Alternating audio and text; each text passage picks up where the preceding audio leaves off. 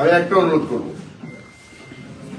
আপনারা কেউ মনে করবেন না যে এখন হয়তো আমরা ক্ষমতায় চলে আসছি, আমরা বিজয় হয়েছি, সেই কারণে অন্যদের উপরে অত্যাচার হবে। এই নোংরা রাজনীতি বন্ধ করতে হবে। আমরা অনেক সহ্য করেছি, আমরা জানি এই ধরনের নির্যাতন পরিবারের উপরে কিরকম লাগে। সেই কারণে বলছি, নতুন রাঙ্গুনিয়া, নতুন বাংলাদেশ, তার মানে নতুন রাজনীতি।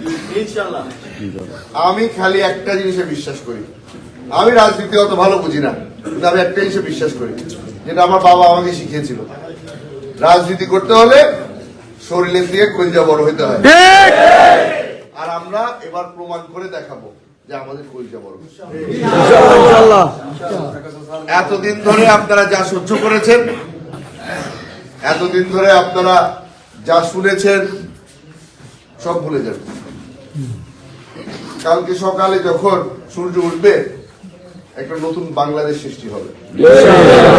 নতুন বাংলাদেশের মধ্যে আমরা রাস্তা দেখাবো, নতুন রাজনীতি কিভাবে করে